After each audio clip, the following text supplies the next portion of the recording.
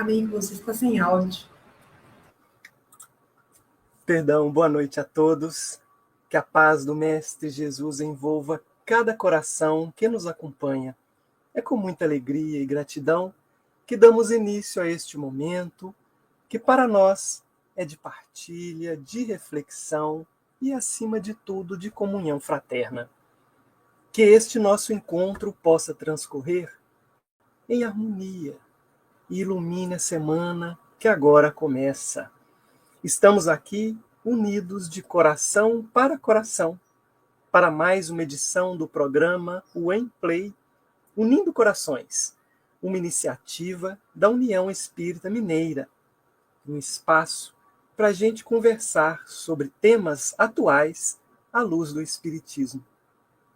E seguimos juntos na obra O Livro da Esperança, psicografada por Chico Xavier, com a sensibilidade do Espírito Emmanuel.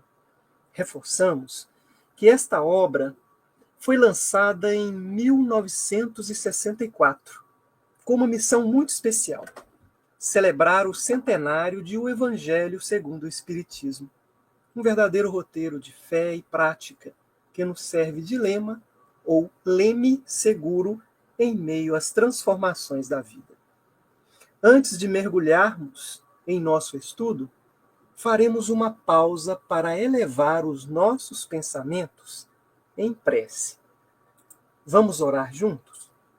Agradecidos certamente ao nosso Mestre amado Jesus, por mais este entardecer, por mais esse dia de oportunidades, nesta organização social, que é a nossa escola. Nós iniciamos mais uma noite em torno do acolhimento e do esclarecimento. E hoje, em aproveitamento a esse evento comemorativo de tradições religiosas, é sempre fonte de reflexão em nossa jornada evolutiva. Que possamos trabalhar nossa renovação de valores e a vivência do amor ensinado por Jesus. Que possamos caminhar juntos, fazendo bem, despertando cada vez mais o amor ao nosso próximo. Que Jesus seja conosco, seja o nosso guia, neste preparo para o despertar de um novo dia, e que nós possamos levar a sua grandiosidade, Senhor, a sua beleza, o seu amor, para todos que estão à nossa volta, pois assim também sentiremos em nós essa alegria de tê-lo conosco. Que assim seja, Senhor. Aproveitando este espaço, este momento, para enviar um abraço fraterno e cheio de carinho a cada um que nos ouve, retificando que a presença de vocês é que dá vida a este encontro. Sintam-se abraçados por essa corrente de amor que formamos juntos. Convidamos vocês a se apresentarem aí no chat. Escreva seu nome, a cidade, e se quiserem, deixem aí o nome da casa espírita que frequentam. Fiquem à vontade também para mandar perguntas e comentários. Certamente serão sempre bem-vindos. Com o coração aberto, vamos dar início então ao estudo do Livro da Esperança. Estamos no capítulo 13, Na Hora da Tristeza. E é com imensa alegria que convido o nosso querido irmão Carlos Gomes. Ele é de Itajubá, Minas Gerais, para nos conduzir nesta reflexão. Carlos, amigo, a palavra é sua, seja bem-vindo. Muito obrigado, Gilson. Uma boa noite a todos que nos honram com a sua presença. Vamos falar hoje do capítulo 12, né? Nesse livro, né, que é dessa dupla, Emmanuel e Chico Xavier, Esse livro que tem por objetivo trazer de novo para nós as palavras do Cristo, do seu Evangelho de luz, renovando em nós a esperança. Por isso esse título, o livro da esperança. Esperança de continuarmos caminhando, acreditando nas suas promessas, nas suas palavras de vida eterna. Palavras essas que foram reforçadas pelo Espiritismo, graças aos Espíritos do Senhor, que são as virtudes do céu e que trouxeram novamente para a humanidade, conforme está na introdução desse livro, né, que é o Evangelho segundo o Espiritismo, e que Emmanuel vem agora reforçar nesse livro, nos lembrar.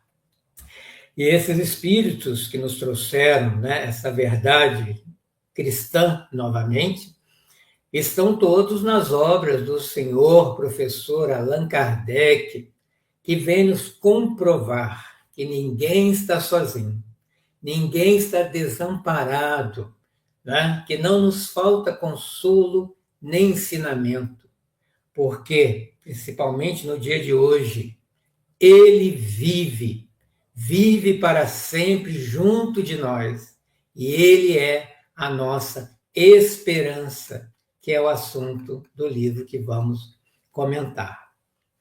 E na página do capítulo 12, tem o título Nós e o Mundo. E quando lemos esse título, já suscita em nós uma autorreflexão. Penso eu, o que eu estou fazendo aqui nesse mundo?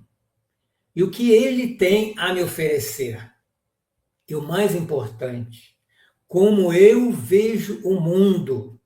Porque aí nós vamos nos lembrar de um outro livro de Emmanuel Chico, Pensamento e Vida, quando ele diz que a mente é o espelho da vida em qualquer parte. O que ele quer dizer com isso? Que a forma como eu penso o mundo, assim ele vai se apresentar para mim. Já pensaram sobre isso?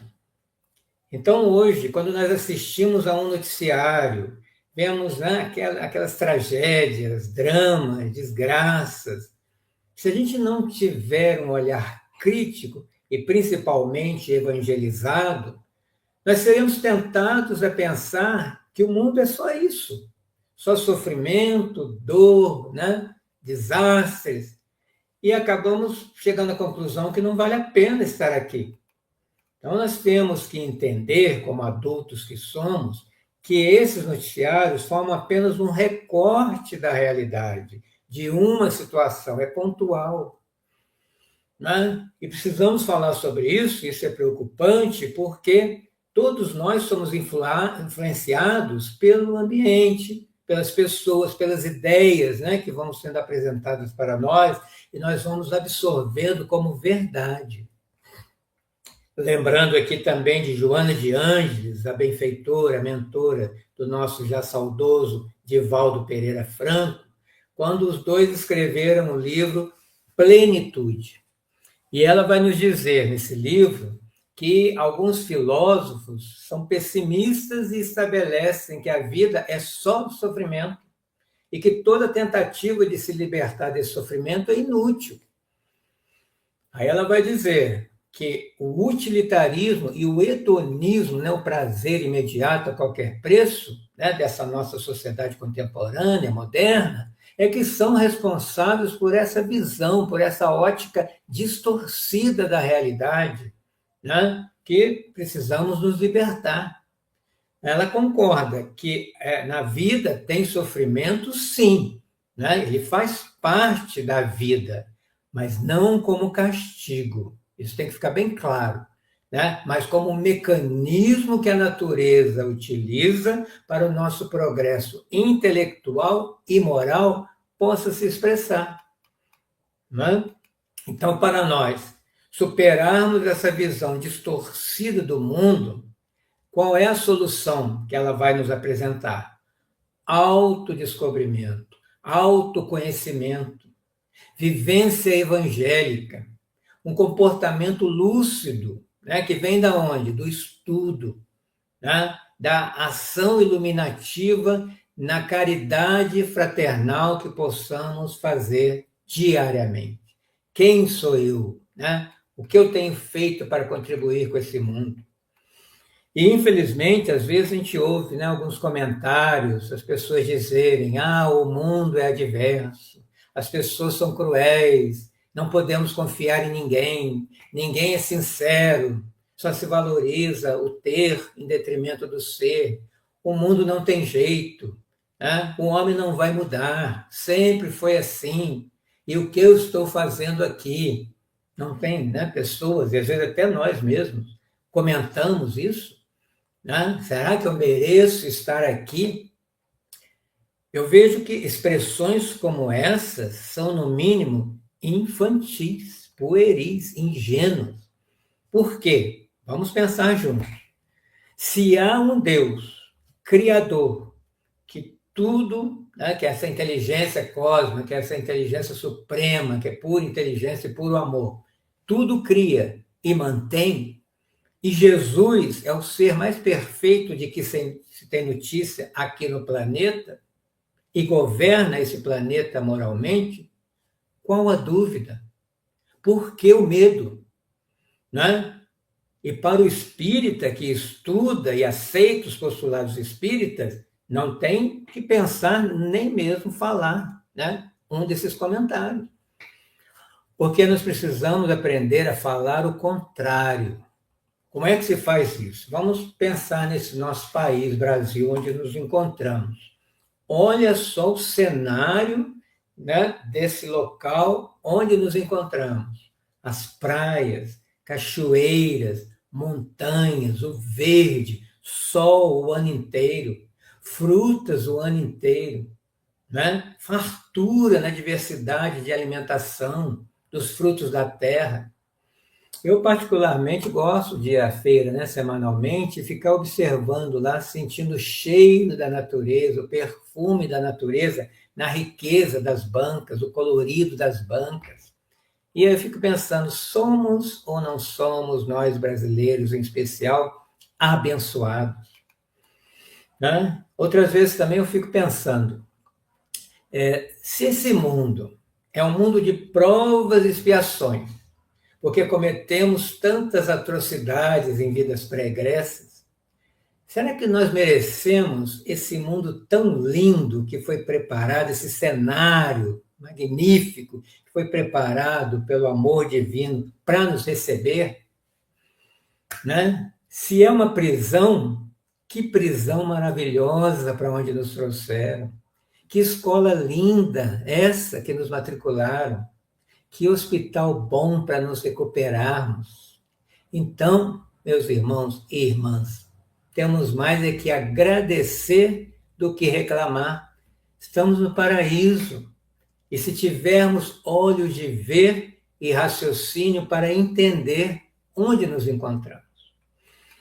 E se tem realmente algo que não vai bem, e eu concordo que realmente não vai, não é culpa de Deus, não é culpa do planeta. Né? É sim da falta de educação dos homens que não sabem ainda conviver de forma harmônica e altruísta. E isso independe de religião. E só vai melhorar, e é o próprio Emmanuel que fala sobre isso no livro Pensamento e Vida.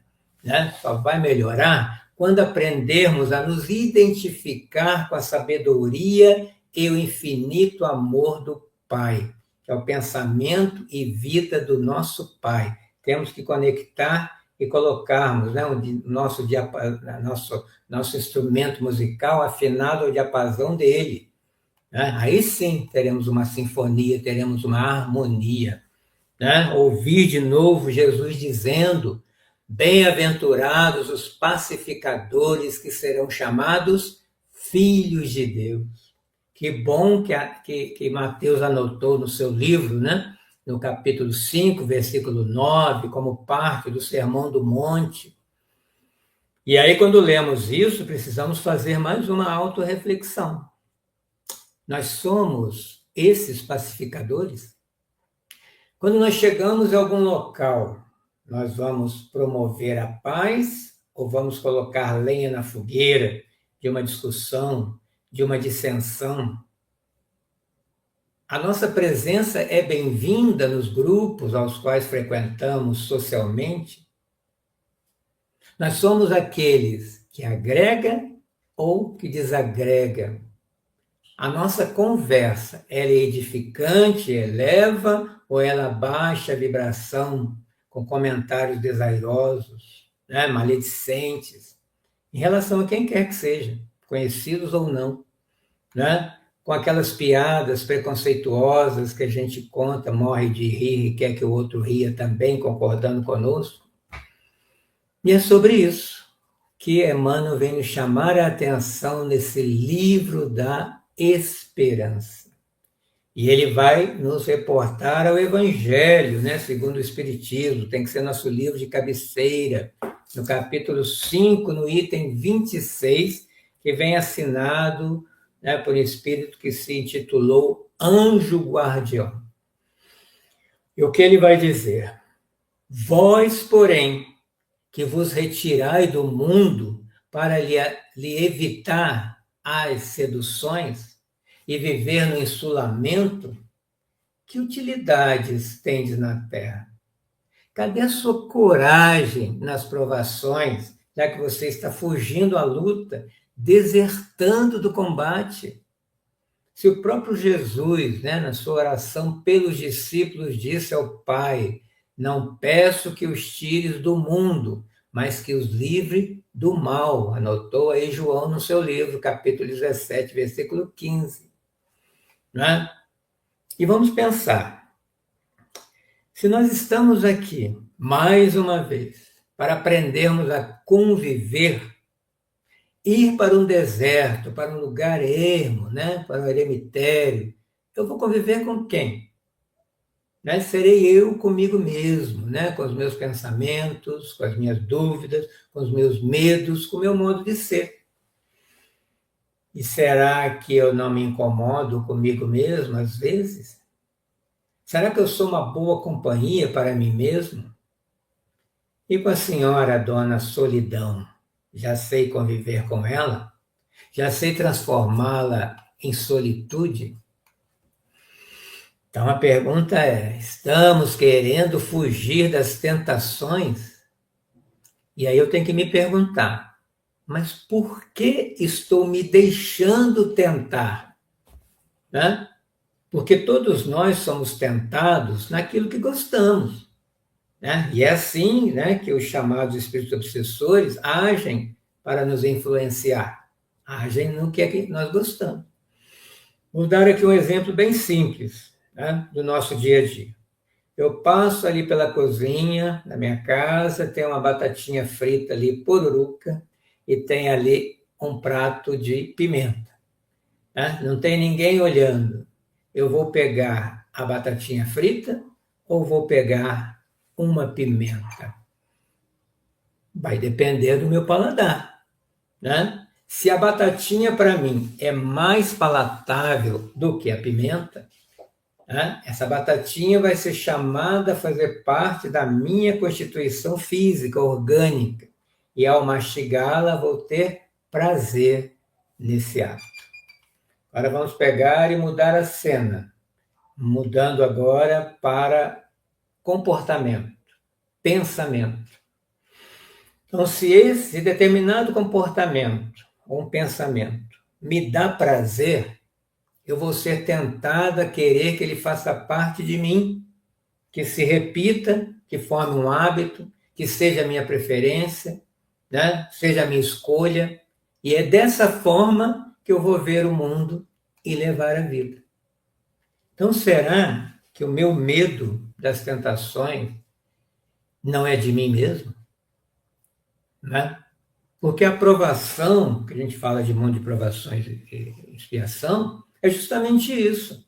Eu preciso agora provar que já sou capaz de estar no mundo sem ser do mundo, também na oração de Jesus apresentada por João no seu livro. Né? Será que eu preciso fazer tudo que o mundo material me propõe ou me impõe? Aí que entra a coragem de dizer não frente a uma provação, a uma tentação, né? Que é o que o anjo fala na mensagem aqui do Evangelho segundo o Espiritismo. Eu sou aquele combatente querendo vencer o bom combate, como Paulo de Tarso, falando no fim da sua vida? Ou eu sou um desertor que não estou honrando essa existência que me foi ofertada pelo amor de Deus? Olha quantas perguntas esse pequeno livro, né, suscita em nós, pelo menos em mim, né?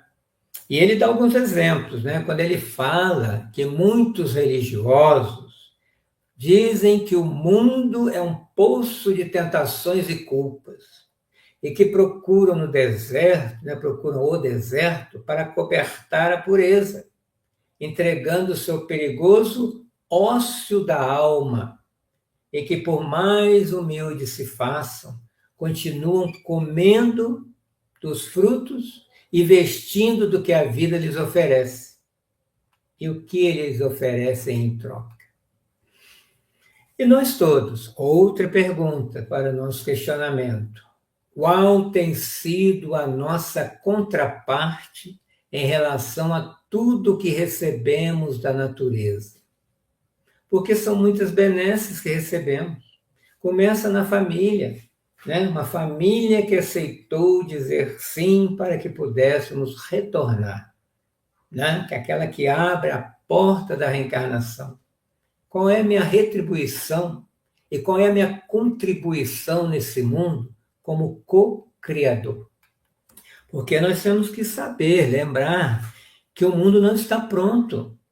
Tanto o mundo como nós estamos em processo de aprimoramento, é para melhorar. Para isso que Deus nos colocou aqui, para contribuirmos com a evolução nossa e do mundo e crescermos juntos. Agora, se eu estou apenas usufruindo, né, eu sou aquela criança que só quer receber, né, um espírito infantil sugando nas tetas da natureza e um mal agradecido. Será? Pensemos, né? Vamos fazer a nossa reflexão, esse é o objetivo desse programa. Um outro exemplo que Emmanuel nos traz. Muitos escritores alegam que o mundo é vasto arsenal de incompreensão e discórdia, viciação e delinquência, como quem se vê diante de um serpentário. Contudo, quando o Emmanuel coloca, né? Contudo, todavia, entretanto, ele vem aí nos chamar a atenção. É no mundo que recolhem o precioso material em que gravam as próprias ideias, né, nos seus livros, e é no mundo que eles encontram os leitores que vão comprar seus livros. Não é esse também um exemplo de um mal agradecido diante dos benefícios que a vida lhe oferece? Pensemos em nós também, precisamos educar o nosso olhar, ver o bem onde os outros só conseguem ver o mal. Principalmente nós espíritas que estudamos, sabemos da continuidade, sabemos do que os espíritos nos trazem, tudo tem uma razão de ser. E se não entendemos agora, no momento que estamos passando por isso, um dia, né, quando formos mais amadurecidos, deixarmos de ser crianças birrentas, entenderemos. Enquanto isso, cabe a cada um de nós dar o seu melhor, fazer o seu melhor. Vamos nos lembrar aqui do indiano Mahatma Gandhi, o que ele dizia: seja você a mudança que você quer ver no mundo. Se o mundo não está em paz, seja você a paz do mundo. Se o mundo está triste, confuso, seja você o que vai alegrar e organizar, a começar pelo seu mundo, em primeiro lugar. Organizar as ideias, o modo de ser, né? Porque o mundo não vai mudar se eu não mudar o meu modo de vê-lo e senti-lo. Porque tudo começa em mim e termina em mim. É cíclico. O que eu ofereço ao mundo volta para mim, de bom ou de ruim. Faça a sua opção e seja feliz. Emmanuel continua trazendo exemplos nesse livro. Muitos pregadores, aí podemos até nos incluir, clamam que o mundo é um vale de malícia e perversidade, como se as criaturas humanas vivessem mergulhadas em piscina de lodo. Todavia, olha a palavra agora que vai chamar a atenção. É no mundo que adquirem conhecimentos com que ornam o próprio verbo e acham os ouvintes que lhe registram respeitosamente a palavra. Olha que lição. Então, tudo que fazemos no mundo, retiramos a matéria-prima do próprio mundo. Só que nos esquecemos disso no dia a dia. Né? É o mesmo que acontece, né? Colocando um exemplo aqui rotineiro, aquela pessoa que reclama do trabalho, reclama do chefe, dos companheiros de trabalho, da rotina, né? E se esquece que é dali, do seu trabalho, que sai o pão para ele e para a sua família. Aí, esse indivíduo perde o emprego e se sente a maior vítima do mundo. Mas quando estava empregado, não valorizava, não agradecia pelo emprego. Somos ou não somos filhos ingratos, rebeldes do Senhor? Por isso estamos aqui ainda, no mundo de provas e expiações, convivendo com os nossos iguais. Iguais sim, né? Por quê? Se eu estou aqui e sou como todo mundo, tudo que o outro faz, eu posso fazer também, desde que eu esteja nas condições dele, tenha vivido uma história semelhante. E se eu não estou fazendo, ou porque não quero, né? Ou porque não chegou a hora. Porque quando chegar e for necessário, eu vou fazer. Então, o mundo está em mim, tanto quanto eu estou no mundo. Pensemos. E pensemos também, a gente lê os livros espíritas, como esse do Emmanuel, parece que ele não está contando novidade alguma, não é? Todos nós sabemos disso, mas esquecemos. Está também no livro do Evangelho, né? Pergunta lá na introdução, por que mais um livro sobre, tá, as orientações de Jesus? Porque as pessoas esqueceram. Em 2000 anos, a gente esquece o que comeu ontem, imagina 2000 anos. Né? Então, o que Emmanuel está trazendo para nós é um espelho que ele coloca na nossa frente, tentando retirar as escamas dos nossos olhos, como fez Ananias com Saulo, para que ele virasse Paulo. E aí precisamos nos perguntar também, quando será a nossa vez, a nossa virada, a nossa mudança de Saulo para Paulo? Porque Saulo era materialista, orgulhoso, gostava dos títulos, gostava de falar do que conhecia, com vaidade. Talvez ainda sejamos como Saulo. Não é? E por mais difícil esteja a vida atualmente, também vamos lembrar, a vida é só um degrau, não é o fim da linha, nós estamos subindo, não chegamos ainda no topo, não chegamos lá ainda. Por isso precisamos passar degrau por degrau e subir essa escada, aprendendo coisas desse mundo, né, que vai fazer parte do nosso repertório perispiritual. Né?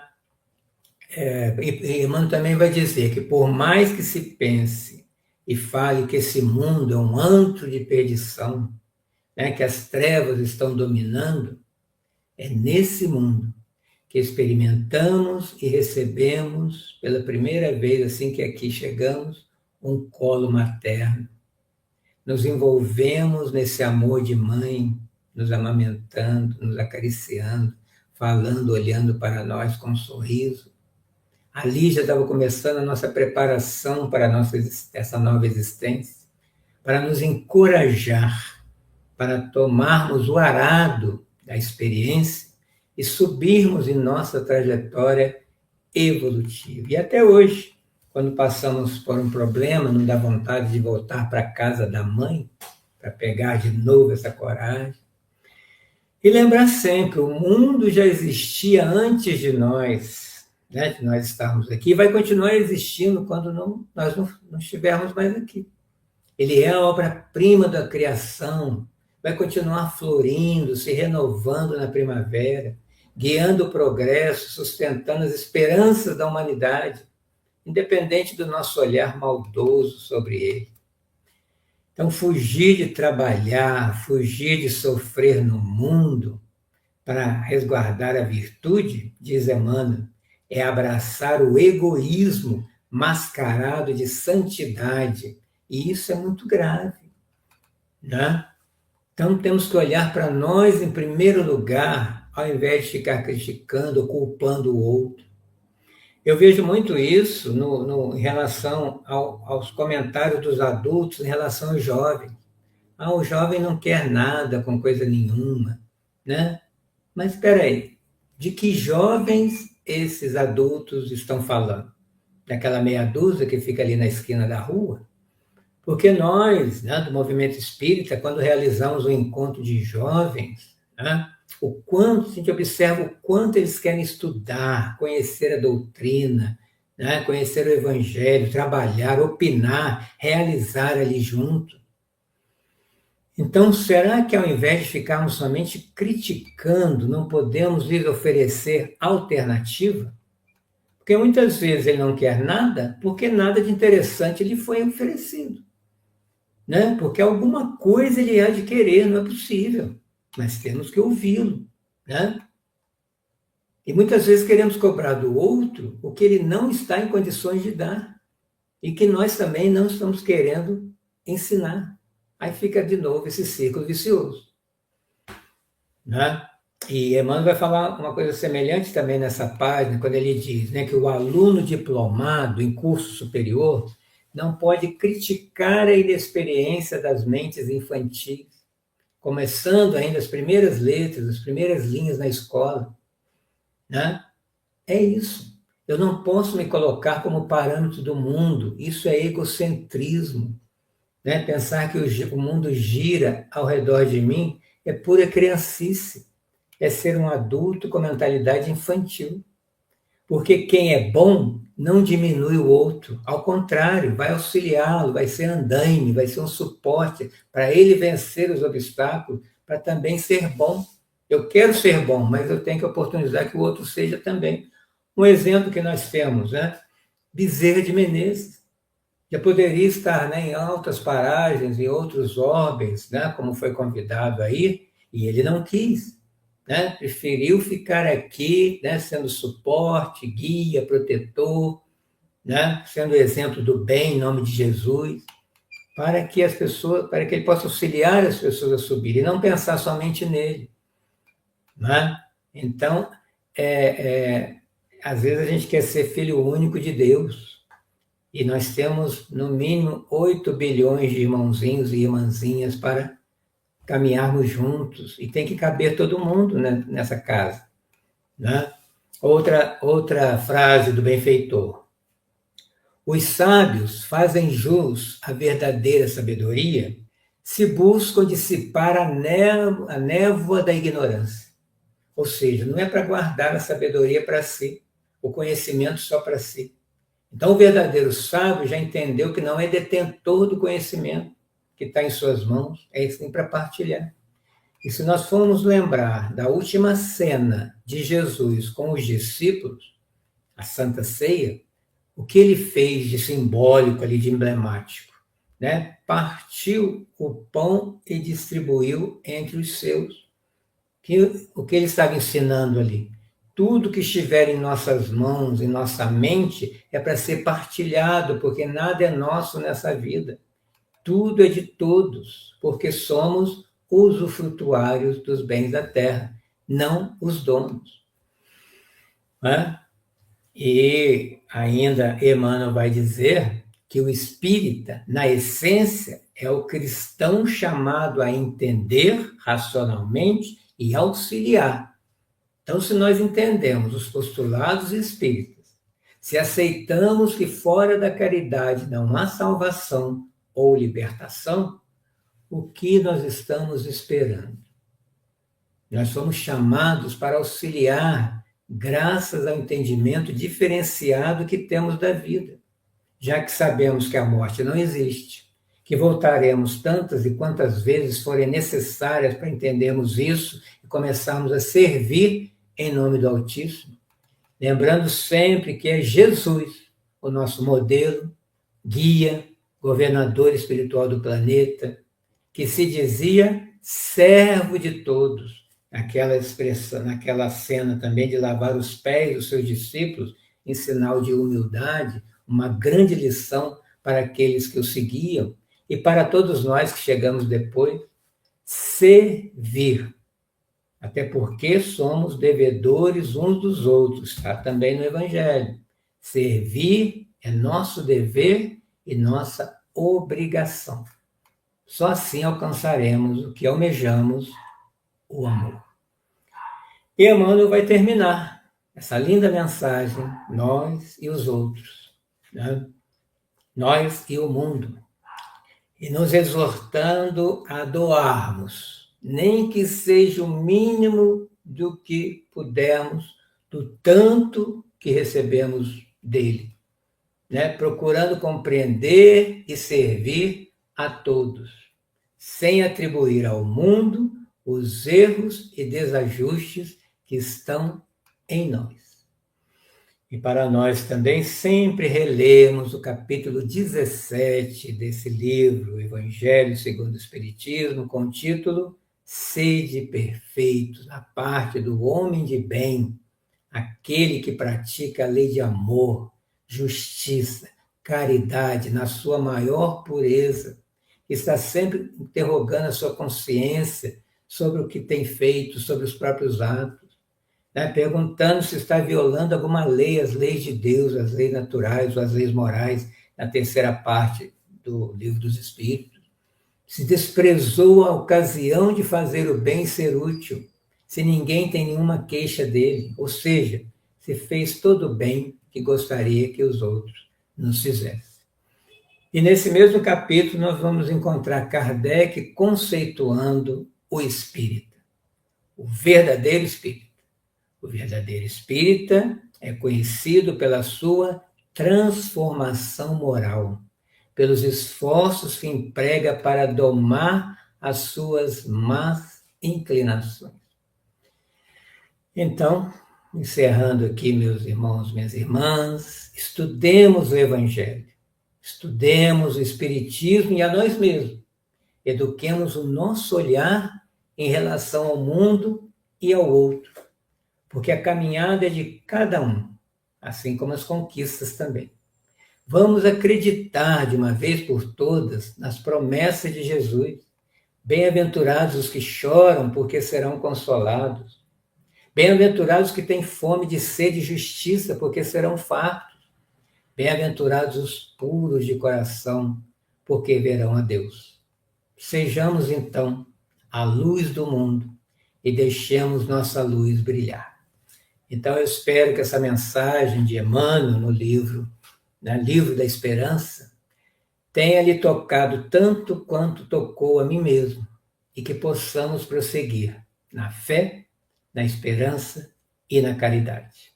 Então, eu agradeço pelo convite de estar aqui mais uma vez, nessa oportunidade de falar em nome do Espiritismo, em nome do Evangelho, em nome de Jesus. Com paz, muita luz. Um abraço.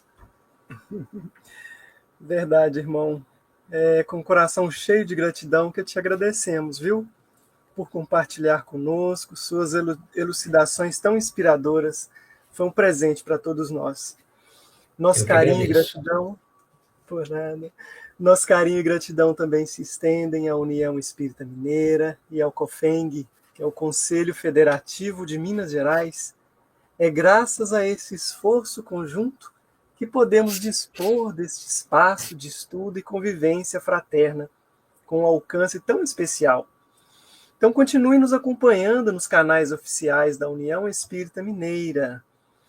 E se você ainda não é inscrito em nosso canal, que tal aproveitar esse momento inscreva-se, ative aí o sininho, receba as notificações para não perder nenhuma das nossas transmissões.